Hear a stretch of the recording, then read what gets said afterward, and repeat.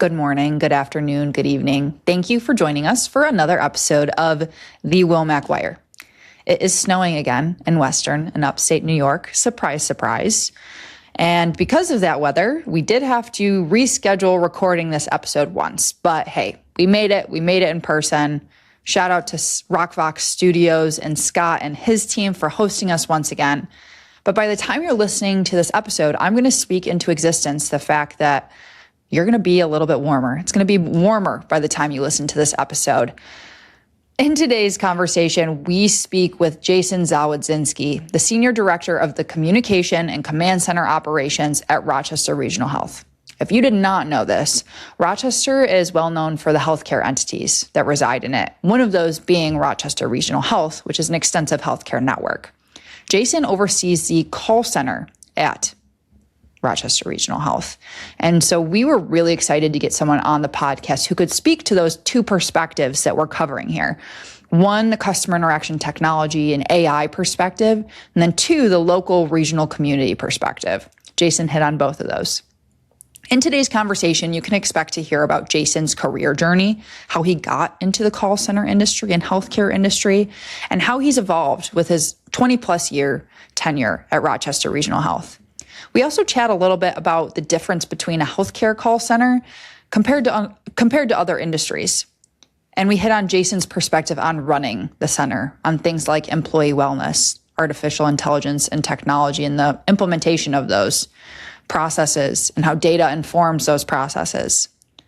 So it was a really enjoyable conversation. Thank you to Jason for joining us in person at Rockvox Studios and braving the cold weather. Let's jump right in. Welcome to the Wilmac Wire.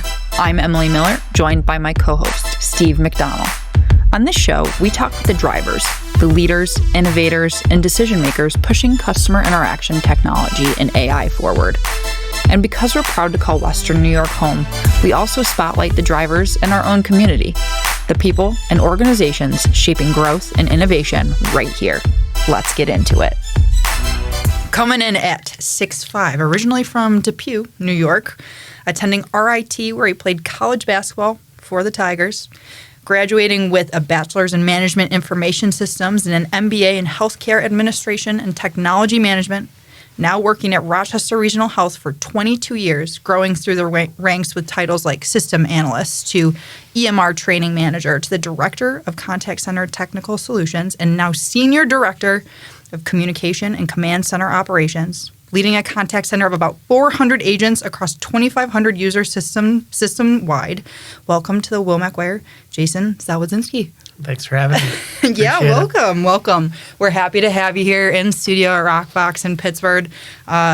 We made it. It's been snowy weather. We've had to reschedule, but we made it. We trekked through the 10-degree weather that we're dealing with. 20 inches of snow. So. Yeah.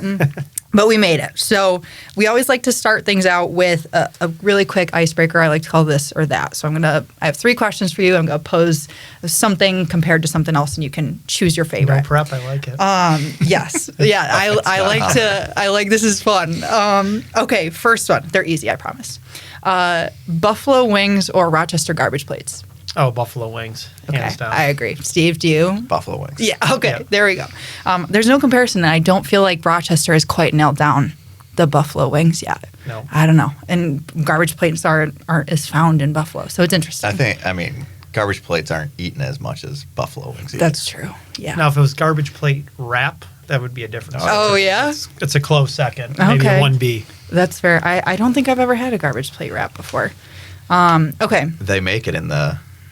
downstairs in our dang okay. Airport hots too. Yeah, all right. There you go. Good to know. I've got some good takeaways already. Okay, second one: out on the road with your team or in the command center? Oh, in the command center. Yeah. Yep. You mentioned when we walked in that you like to be moving around and chat with people in person. Yep. Yeah, love that. Okay, and last one. I think this one might be the most difficult: basketball or golf? Basketball, always near and dear. Yep. Golf for the physical abilities now as I age less than gracefully, right? I posed this one to Steve, and you chose golf, right? I did, just because of my age. Yeah. But I do know you're super involved. A mutual friend, Kyle Downey, said you're very involved at over at Midtown. Yeah, run a basketball league there, and Nice. pretty competitive. We like to say the second biggest basketball league in the world, minus the NBA. Minus the NBA. But pretty competitive. What yeah. nights do you play? Usually Tuesdays. Tuesdays, tonight, so tonight. we play. Yeah. Yep, it's just So tough. this is the warm-up. How many warm-up. guys do you have? 7 teams, 7 or 8. Typically, we pretty play 3 to 4 games a night. College referees, so we Dang. Oh, wow. need it because everyone thinks Wow. they're in the NBA. Yeah, everyone's Yeah. getting. When you're playing middle-aged basketball, so it's Hey, speaking to someone who played basketball in Rochester and had college refs, like, I don't think any refs are good. I have a mutual dislike towards Hey, I refs. refed for 10 years. So Oh no! Oh no! You shouldn't meet my mom then for sure. Awesome. All right, thanks, Jason. Pretty Yeah. easy, fun little icebreaker, this or that, to get you introduced to our audience. But we're gonna start things out more on your career journey and that path to where you've got currently at now. So can you tell us a little bit more about your background and how you ended up at Rochester Regional Health? Yeah, so I actually started at RIT. I haven't really told many people this, as a marketing major. When I Really? first started there, and then really one of my first classes got into MIS, which is Management Information Systems, and just caught my eye, right? And I really liked it, so I had that opportunity to switch. Little did I know, a lot more difficult curriculum, being a technical institute, but Yeah. super challenging, and just sort of got me exposed to different systems and to programming some, and that's sort of how I started at the hospital. Yeah. So just got excited by it Yeah. and Cool. stuck with it. Yeah. We recently had the dean of Saunders College of Business on here. Yeah. Oh, really? And she was great. I did not know, which is really interesting, especially seeing your career path makes a ton of sense. Your MBA is in actual healthcare administration. Yeah. So I didn't know RIT offers something like Yeah, that. so went part-time a few years after. Yeah. Got married, have some teenage children. So Yeah. did the part-time, and they recently, I think it was a year after I started, offered that. So really wanted to loved healthcare, right, getting exposed to it early in my career, and knew I wanted to stick with it. So thought it'd just be a good path, especially just given the landscape of Rochester. Right. So you were already geared up in Rochester Regional. Yeah, When you're yep. doing so it makes sense to go. Started out of school, and then just sort of got my feet wet, learned a little bit about the industry, and interested me. So knew I Cool. wanted to go back and get my MBA eventually, and timing was perfect. Cool. So you mentioned that healthcare is a prevalent industry in Rochester with U of R, with Rochester Regional Health, that sort of thing. Like, what would you say keeps you committed to that work and has kept you like in that industry and engaged? Yeah, so early on, right, in IT, technical, and as you know, you could go in any industry, right? Right. And there's a need everywhere. But really, in healthcare, it's the sense of helping that patient or that person. Not to talk bad about any other industry, but really making a difference, right? Whether it's a phone call coming in or walking down the hall and someone needs the wheelchair pushed on your way to your meeting, just give you that extra sense of purpose and, Yeah. and being involved in the community and such. So Very cool. Yeah, we've been pressing on that lately, obviously, doing a lot with 911 centers. That it's a little bit more meaningful when you're in industries like this because you're actually changing lives and maybe just not saving some money here and there, like other industries. But could you talk a little bit about, so right out of college, as you just said, with your background, you could have went to any industry. How did you get over to Rochester Regional, and what was the first couple jobs like when you were? I was actually going to go into banking. To be honest with you, had an opportunity, but RIT at the time on quarter systems, and I sort of missed the incoming class with the bank that I was looking at.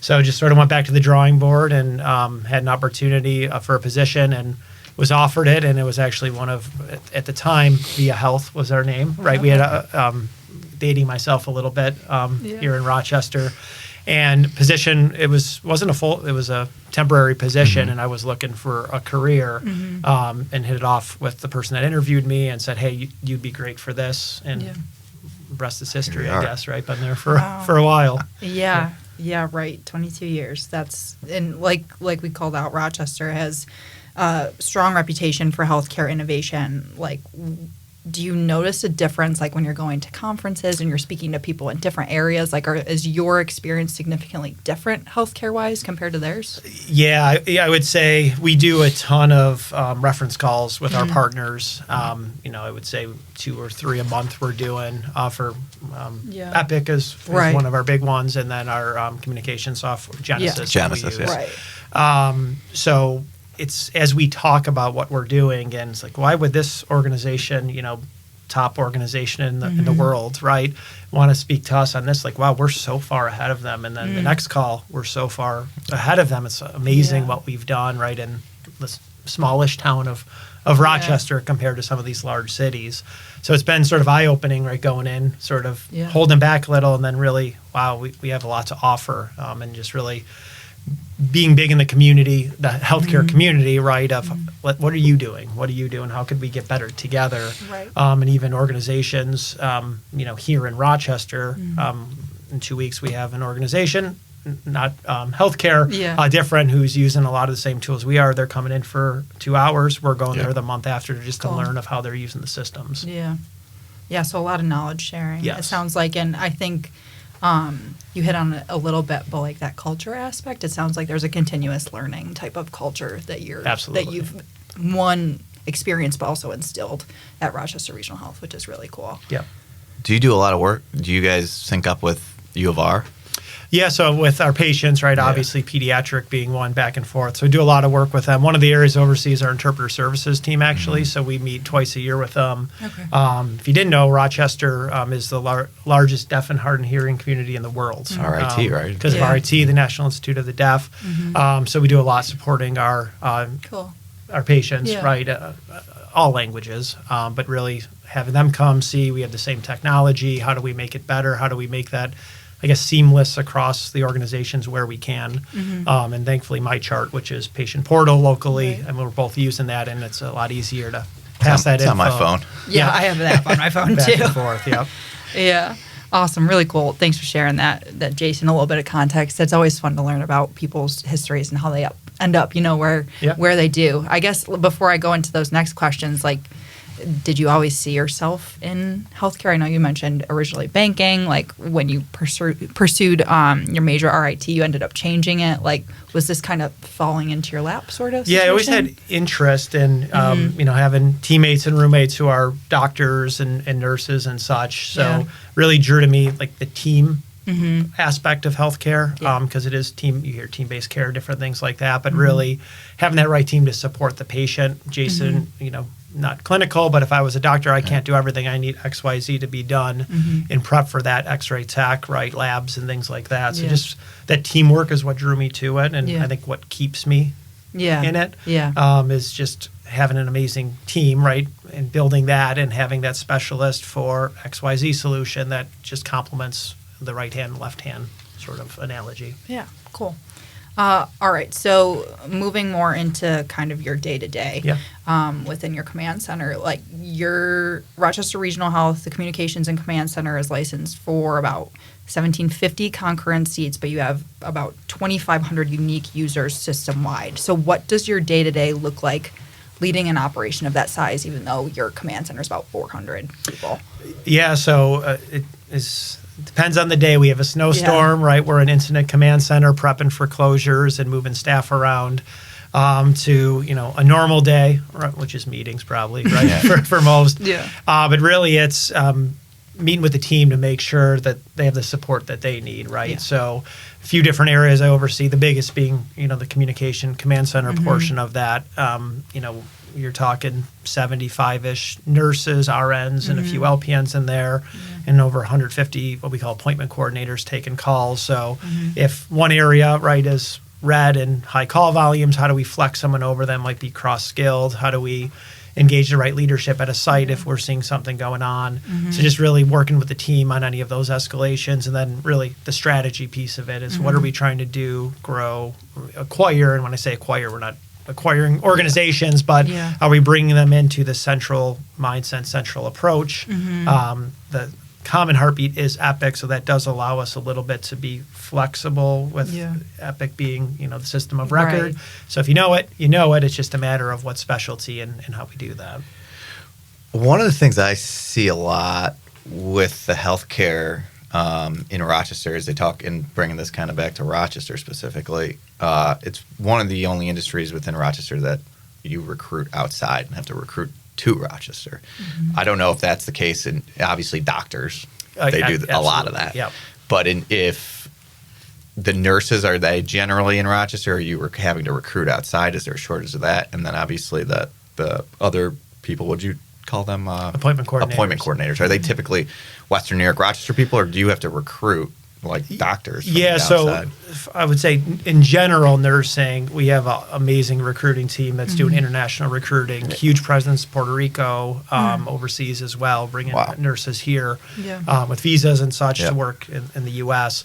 In my area in particular, the nurses, we are looking for nurses, right, that have skill, not necessarily brand new, so nurse triage, right? Someone's on a phone call, they're hearing shortness of breath, so more of that seasoned nurse role, which typically comes from internal to the organization, a lot of internal opportunity. Appointment coordinator is a little bit unique as we've scaled it. Background, one of the areas is I was in training in the Epic world as we rolled Epic out in the organization, and just being nice to people. So we've actually hired a ton from outside of healthcare, whether or not they have contact center, call center experience, just retail, right? Yeah. You're dealing with people face to face. Difference with the phone, right, is you don't have face to face, right? You just have your voice. So really, as we onboard them, have a pretty robust training. But I guess to answer your question, more locally, we do get a sprinkling of people who move here and like, hey, can I have someone else, right? And they bring in friends and family. You know, the whole referral process is the best way, typically. Cool. Yeah, you mentioned you assumed leadership of the St. Lawrence team. How has that expanded like the scope of what you're doing day to day? Yeah, so organizationally, brought them into the Rochester Regional a few years ago now. Back in October, had the opportunity to bring them in, already using our software, and really bring them in for the processes, the real-time components, really same leadership structure. Definitely a different 4 hours away, so the travel up there is also fun this time of year, especially. Where do you go, like Watertown area? Up north, so we're Canton, Potsdam, Messina, and Governor are the hospitals we have up there. So amazing team up there, very passionate about what they do in the rural healthcare, a little bit different. There's transport issues and things like that, so really focusing in on really how do we get that patient to the appointment, just on top of getting it scheduled, right, or whatever the reason they're calling in for. So it's been great to have different perspective. As you know, Rochester, it depends where you put the boundaries of it, pretty rural in some areas, especially going down Finger Lake side where we have a lot of locations. I would assume that there's a lot of rural areas in central and northern and southern New York that probably would struggle being on their own and benefit kind of linking up with you guys. Is that something you're seeing? Yeah, just that clinically integrated network, right? To really have the resources and, meeting I was just in, really cool technology for virtual visits up north where we can have, it's called Tyto is the name of the device, where I could have a cardiologist in Rochester and the patient in the room up in Canton, Potsdam, 4 hours away and get the same level of care with a nurse or different provider in the room for hands-on. So just a different way to provide health care. And then really the shift to just virtual visits and scheduling those. And we have a whole team supporting that really into the wee hours of the night and weekends. Just as kid gets out of school, office is closed, how do we get that patient seen, prescription filled, hopefully get them back to school as quick as possible. Is that a business initiative, would you say, for like the business side of the regional to go out and acquire, I guess, all these? Yeah, I wouldn't say. I mean, really partner with the partnership of GRIPA, if you're familiar. So the IPAs and some of the privates and relationships they have with Excelis. So really, us and Strong provide the necessary services to them. They just need to be affiliated with really what's called the IPA, right? And then they get the benefits of Rochester Regional, University, or whatever the region, Buffalo. Got it. Whatever's in Buffalo as well. That's very interesting. Okay, what, in your opinion, so you're managing a healthcare contact center, what makes that different compared to like a more traditional CX environment, say in like retail or in banking? Yeah, I would say just in healthcare, again, my opinion, little bit behind on the technology. Epic is night and day, the best out there, amazing. But really just patients' receptiveness to texting, and we just haven't had some of those features, and really been a focus last year and this year to turn on different modes of communication. So this year we'll have full texting capabilities live, email for those that prefer email. Really, you choose how to contact us versus us forcing a phone call out, forcing a phone call. Right. I'm looking at that phone behind you there. The old school, I mean, that's Rotary. what, talking to my colleagues in industry, right? It's a very phone-based type of environment where we've seen as we've progressed. You asked earlier in regards to getting out in industry and speaking at conferences, like we are a little bit ahead of where some of these other organizations are. Some, like I said, that are huge organizations where you think they would be way far above you, and it's just not the truth of the matter. Interesting. Yeah, that Omnichannel, I was listening to, I think, a webinar you had been on, and you called out the fact that, like, for example, like post-call surveys and getting that feedback, like meeting them on the channel of their choice is extremely important. So, yeah, that's interesting. That I've always seen, it depends the age groups, too. Like the younger people definitely don't want to hop on any phone. Text or chat 100%. about whatever you want, but they don't want to get on the phone. And the older, I would rather get on the phone and talk to someone don't and make deal me with talk it. to someone. Yeah. I'd I'd rather get up and, wake up late, get on my phone, schedule that appointment, answer any questions, emails, whatever it is, and be on with my day. So but it's just meeting, all three of us have different opinions and ways to do it. And just, you mentioned the discharge call. One of the things we're actually going live with very shortly is today we have an awesome team calling, right? They call me right now, my phone's turned down, I'm in a meeting, right? Yeah. I can't answer it. Then I call, miss them, and it's the phone tag game. Now we're texting, which very soon we will be saying, hey, what's a good time to contact them? And you say 6:30 at night. Right. Yeah. We schedule a call back, right? It hits the queue, and then Nurse Betty grabs that, and you're available, you're waiting for us, and we accomplish everything ready we for it. need. And you're actually getting the feedback. You're not just missing them and playing phone tag. Yeah. Cool. That's very interesting. So you've also scaled some more agents, I guess you could say, over the course of the past few years even. So what were some of the biggest challenges that you faced when it came to like managing more agents, more complexity within your center? Yeah, so some of the, so again, we're just a small piece of the communication center of those using it. We have it Genesis Live in our offices. It's just sort of our main way to communicate, because we don't want patients jumping from, just different carriers and just a bad experience. What I would say is we have Rochester Regional, we do in our portfolio is ACM Labs, which is a worldwide lab. So we're live overseas, right? Yeah. So we're supporting really 24/7, right? Because the hours in England are way different than here, and across different areas of the United States as well. So we're just learning the for-profit side, right, and just balancing that from the agent side. Right. It's been unique. Yeah, I can imagine. And then, like, from the technology perspective, do you find it difficult when you're, like, for example, gaining that St. Lawrence team in? Was that complex in any sense? Yeah, just any what I would call acquisition, right? Yeah. As you bring them in, you go and you assume they have the same setup as you do in your office, and right, we're all doing everything through the computer, laptop, and they have old school phones still hooked up in there, or they need specific headsets that don't necessarily work. Patients can't hear them, right? That's a big thing, right? You want a patient to hear you and what you're doing. Yeah. So just really, we have a really good process as we go in now with our team. We do, obviously, we'd love to travel to England and Singapore and do those, but we partner with, those entities on site. We do go up north a ton, having that local presence now, and really outfit them to be successful. Just this morning, a site said, hey, we have 9 computers and a site that we're moving, we're not going to use. I literally picked them up in my truck to bring them to our center, because we just keep growing and we can't get equipment timely enough, and knew that they met our requirements. So it's interesting you've mentioned kind of the telehealth strategy a few times, and I don't know if you recall, I don't know if you were paying attention, but Excellus obviously dominates Rochester, so everyone has their health plan through Excellus, and it always goes up quite a bit every year. So every year these conversations with our employees getting longer and a little bit more intense, because you got to get out what you're putting in. And one of the big things this year, if you recall, was our benefit provider saying, you got to take advantage of this telehealth stuff. And a couple employees raised their hand and told stories of how they did it. And they're like, I thought I was going to have to go to the ER.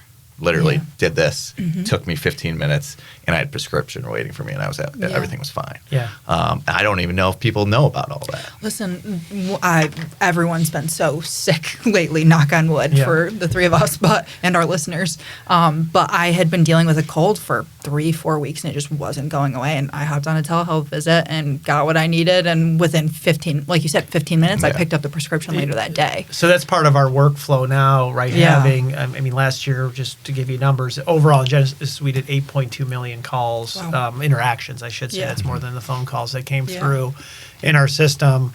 And most of those 8.2 are not patients just calling to have you always get that, right? But they're sick, they need something, and that is the difference to answer your other question in healthcare, right? They're calling because they need something urgent and quick. So part of our workflow is, right, you call in, there may not be an appointment that day, but we have a whole process in a virtual urgent care team that we can get you to in our express care team, depending on the hours a day, that we could quickly get you scheduled within 5 minutes. Oh, we have an appointment in 5 minutes. Does that work? And most people are just blown away. The virtual urgent care, that's what I think they were told us a couple stories on that, how impressed they were. And I didn't even know, I don't think people knew about it. They're going to their urgent care down the street and waiting for 3 hours. Instead they could just hop on a quick call.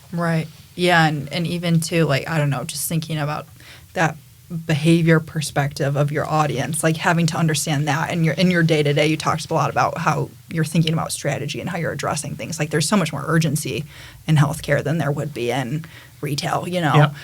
So that's just an interesting way to think about it. What does, like, when you're leading your center, what does success look like? Like, what are you measuring? What are you paying attention to?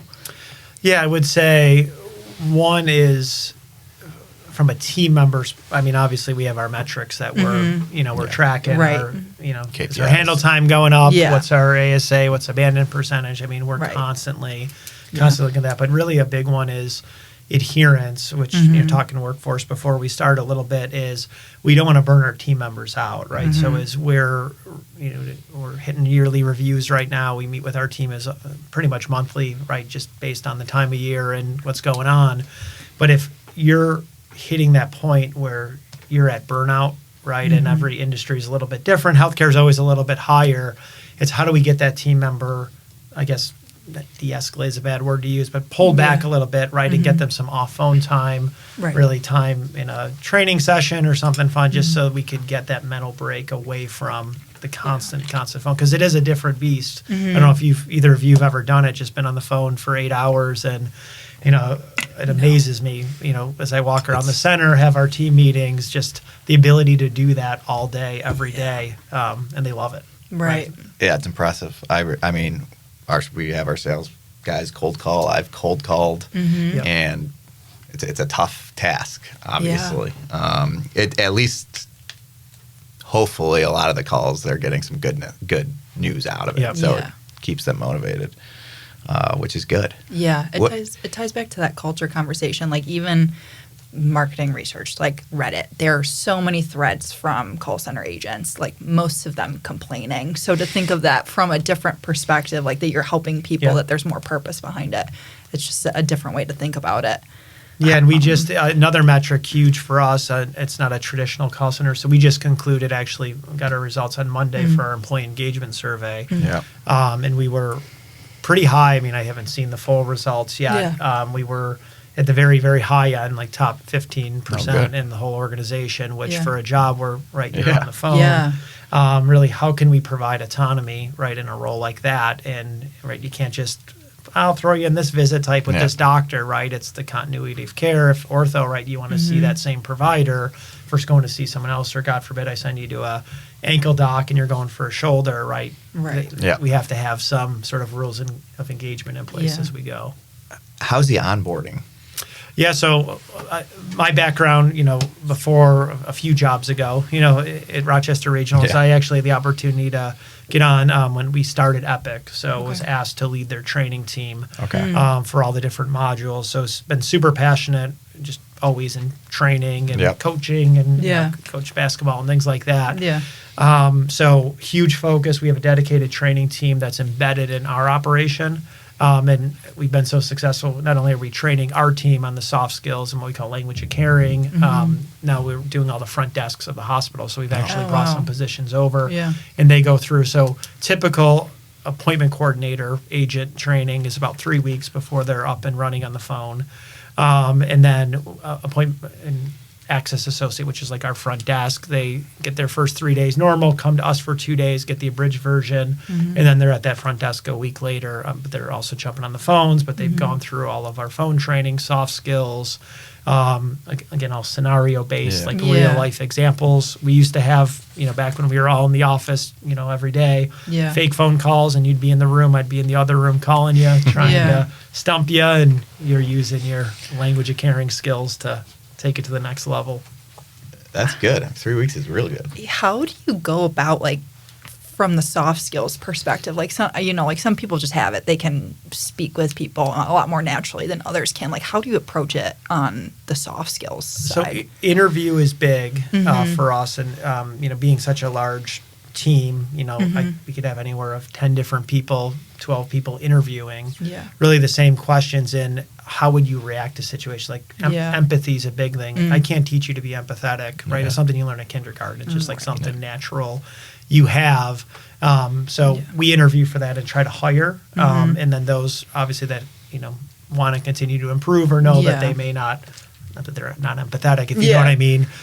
We do have a whole separate program, more intense for those that need a little extra TLC for it. But really having that camaraderie of bringing our classes, we rarely hire and bring one person in at a time. We'll try to bring them in, once or twice a month, 4 of them, 5 of them, whatever the number.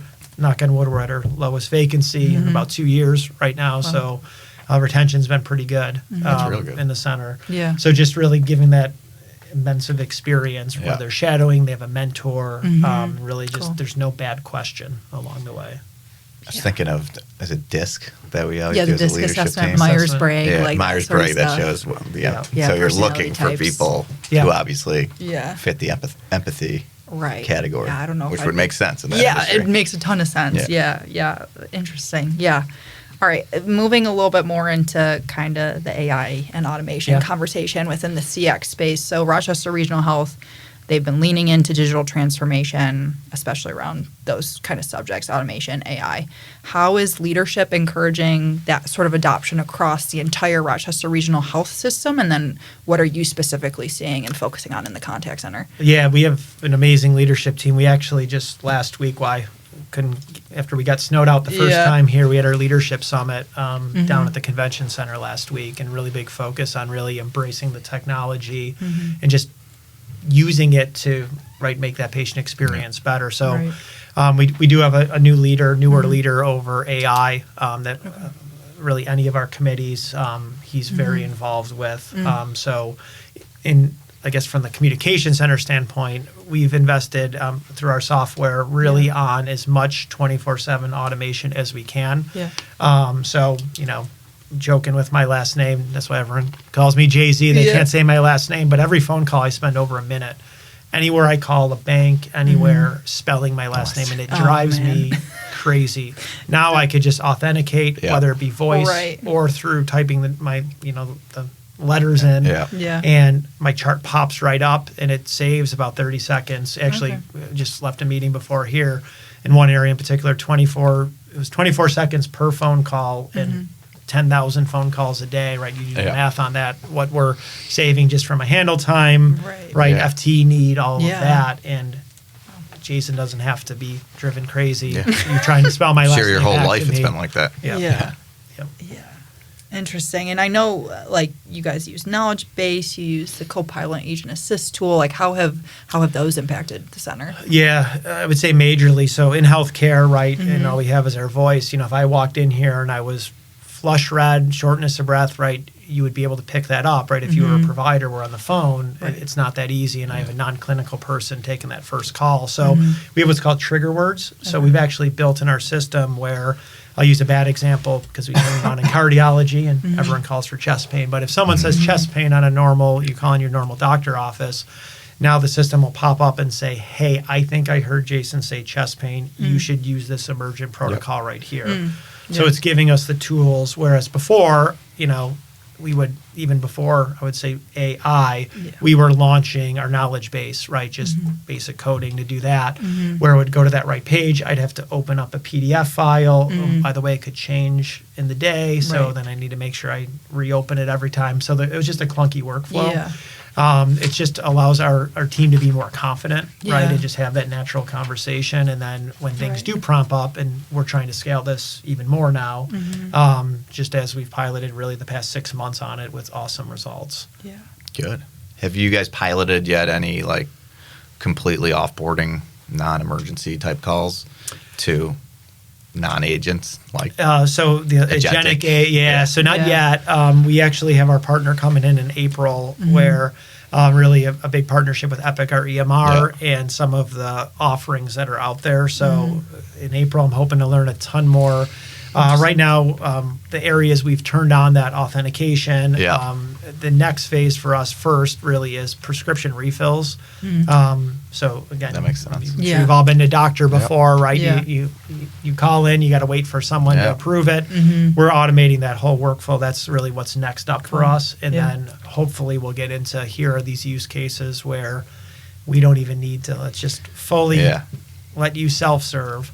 As I talk through it, though, I mean, appointment scheduling, we do that today. So, at 2 a.m, my kid's sick, I call in. If it's sick, right, I'll go to triage. But if I'm just calling because it's 2 and I remembered I can't go to that appointment, I could actually reschedule 24/7. So there's some small things we're doing today. Got it. But really, I want to get to the bigger, where the most meat is on the bone. That makes sense. Yeah, and obviously you talked a little bit about it with using Epic. Patient data, working within the call center, those interactions. Data is such a critical part of making AI useful for your center. Like, how does your team leverage that data today? I know you mentioned like call summarization and utilizing AI to properly put that data in the system. Like, how does your team leverage kind of that vast? Yeah, I mean, super data driven. I mean, we'd love to have you guys come see our operation someday. To date myself, they call us the Jetsons, if you remember that, like the futuristic. So we have our boards up everywhere, sort of real time with different alerts flashing. So team is a leadership team. We're committed to, right, if there's a red blinking light going on, right, we're figuring out what's the best way to solve that.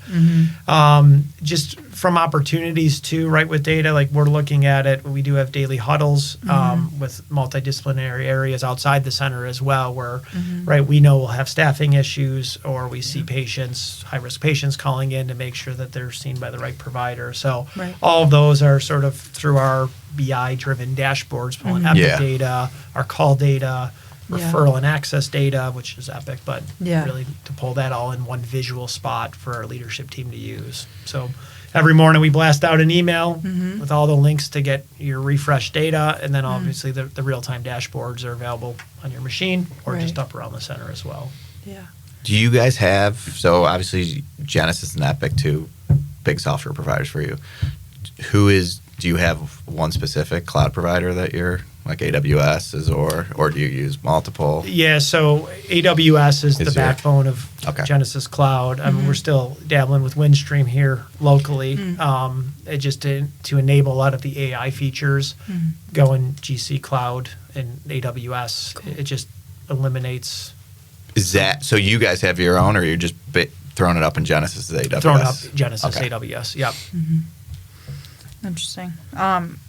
I'm curious, how many of your agents work, like, do you work with in person? Like, I don't know, I always picture like a wide open floor, like you're talking about the dashboards and those visuals. I feel like that could be really impactful, especially in person. Is the majority of your operation in person? And then so before COVID, we we're just over 30,000 square feet, about 300 like cubes we had a waiting list to no space. So we were preparing to go hybrid even before COVID hit. Thankfully, because when COVID hit that next day, literally we enabled the plan, and they took they made it grab their computer, they used their personal, and they were good to go. Today, so we're hybrid today. We do town halls twice a year, so get a chance to see all the team twice a year in person, right? Just really try to have a little fun, but get a lot of feedback from the team and really show them what we've implemented. And then we do have our teams coming in. You know, we have a handful in the back corner near my office that are there 5 days a week that prefer to be there, like myself, as we were talking. We have some that are coming in 3 days a week, but at minimum, we're trying to get them in about twice a month, if not once a month, depending on illnesses. Like Monday, we said, stay hybrid, right? Snowstorm, and we were able to actually jump right on because we didn't have to travel into the communication. So having the ability to do both has been great for us as we scale. Right. And my next question was about like talking about since COVID. So obviously you were able to enable like a hybrid work environment pretty quickly because of COVID. But have there been any other technologies or operational changes that you had to implement because of COVID that you have maintained and would consider like a game changer since then? Well, I would say COVID was our enabler to get on Genesis Cloud. So a week before COVID, myself and a few of my teammates were at the Raleigh office learning about it. Like would be nice to have one day. COVID hit. We were able to deploy, but we obviously we were a blend of prem-based and edges on site. So within about 2 week period, we're able to get approval to get the GC Cloud, and because it was COVID and us being healthcare, we were able to stand it up in less than 60 days. Wow! We did that our self-implementation for us. So I would say that was the biggest really enabler. Is allowing us to just take advantage of the full cloud suite. You guys work directly with Genesis, not through ConvergeOne or anyone. Yeah. We did initially back in 2015. Third party, and then as we progressed and the merger occurred with Interactive and Genesis, we just worked direct, and our sales guy happens to be local, which has been great to have that Rochester feel tied into it as well. Yeah. Okay. I'm wrapping up on my questions. One of the things that actually I saw in these notes, and I don't ask this very often, but you're here. So the post-call surveys. Are you using like a Qualtrics, or are you just using what's in Genesis? So where we use it, so we don't use it too often on call because we have Prescaney serve. So the surveys, if you've gone to us or university, you'll get now a text or an email, take this survey. Yeah. So when we initially turned that on, there was some feedback. It was confusing to patients, and we want all the feedback from the call, absolutely. We sort of spun it a little bit, so we have it on in a few spots, but we've been using we record every call, we have live transcripts, we get call summarization, so we actually have a full, for everything too, but an Are You Nice survey. So it's running AI in the background, just basically, all right, that 5-minute interaction, just nothing to do with workflow, but were you empathetic? And as you know, a lot of these softwares now, they could tell you're monotone. They know Jason's monotone, right? So they don't write that against me, but based on me, they know how I did on that call.